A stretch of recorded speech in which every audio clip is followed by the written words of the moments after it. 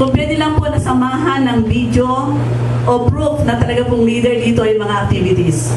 Isama po yun at mas malaki po yung chance kasi kung talagang merong proof na siya ay gano'n ka-aktibo, yung pong OFW dito at saka po yun namang family, kailangan po aktibo sa community.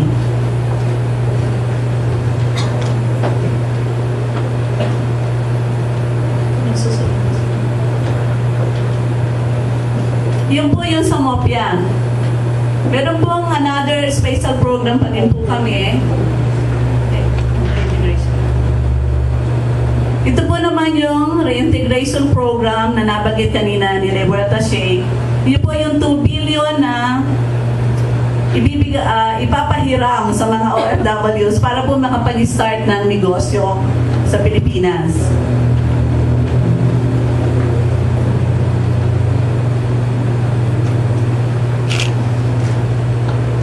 Ito po yung binanggit sa atin ni Secretary during the Independence Day celebration. Pero nung i-launch po ito noong June 7, paano po ba pwedeng mag-avail ng loan na to? Ito pong loan na to, pwede pong ma-loan ng isang OFW ay 300,000 to 2 million. Wala po itong collateral. Ang interest rate po ay 7.5% per annum. Bali 7 years pong babayaran. Yung first 2 years, yun po yung parang grace period na babayaran lamang yung interest. Ika 3rd year, saka pa lang po babayaran yung interest plus yung loan. Pwede pong mag-apply sa nearest OWA Regional Welfare Office Unit namin. Kung nandito pa po yung OFW, pwedeng magbigay ng special power of attorney sa asawa, or kung single naman po, pwede naman sa parents. Kaya lang po meron nga atinan na entrepreneurial development training course para po malaman kung paano ba mag-start ng business. Kasi nga po yung sinasabi daw, ang findings daw po dyan, kung minsan yung na-loan, hindi nakatulong kasi hindi alam kung paano mag-business. Kasi po yung dati ba naman na ikaw yung empleyado, tapos bigla ka nagtayo ng business, ikaw yung magiging employer. Malaki pong risk yun, kaya talagang dapat ay may kaalaman sa pagninegosyo. At yun po naman ngayon ang ginagawa ng aming Consul Arnel na kung saan pumupunta para doon sa aming financial literacy.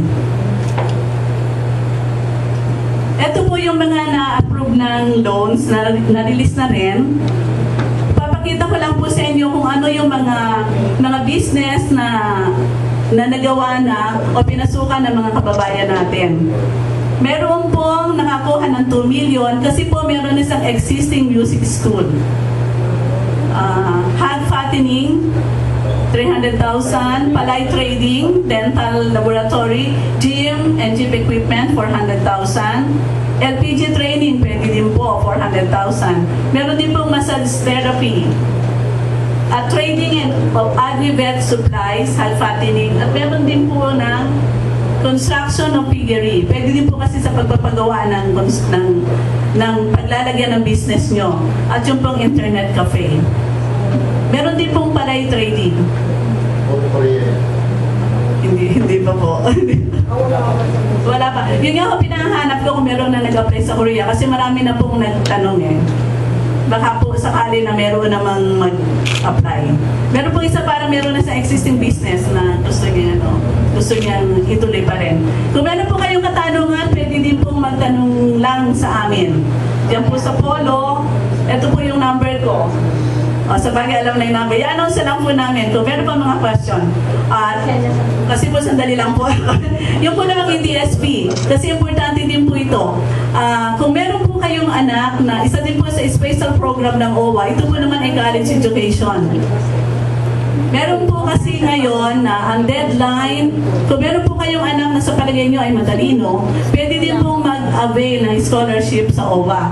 Yung po yung 4-year course, 4 to 5-year course. Nagmamadali tuloy kasi 5 minutes lang. Ito po, Education for Scholarship Program. Ito po kasi ang schedule na examination ay November 20.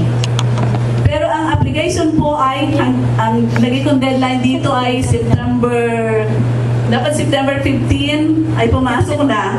Kasi po aayusin pa yan na